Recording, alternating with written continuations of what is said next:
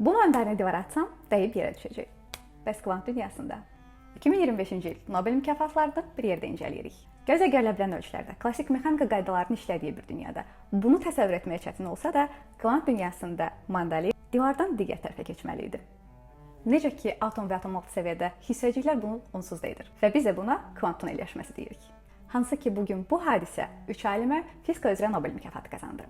1984 və 1985-ci illərdə fərqli ölkələrdən olan 3 alim, John Clark, Michael Dewar, John Martins, Amerikadakı laboratoriyalarında bir araya gələrək kvant dünyasının qəribə effektlərini təkcə atom və atom-altı səviyyədə deyil, əllə tutula biləcək qədər böyük sistemlərdə də baş verə biləcəyini göstəriblər. Elədikləri şey super keçiricilərdən, elektrik müqaviməti 0 olan materiallardan ibarət 1 sm-lik çip üzərində elektrik dövrəsi hazırlamaq olub. Və bu gözlə görülə bilən, əllə tutula bilən ölçüdəki dövrədə 2 vacib kvant hadisəsini müşahidə ediblər. Bəhs etdiyimiz mandalinin divarın digər tərəfinə keçməsinə bənzər tunelləmə hadisəsi və enerjinin kvantlaşdırılması.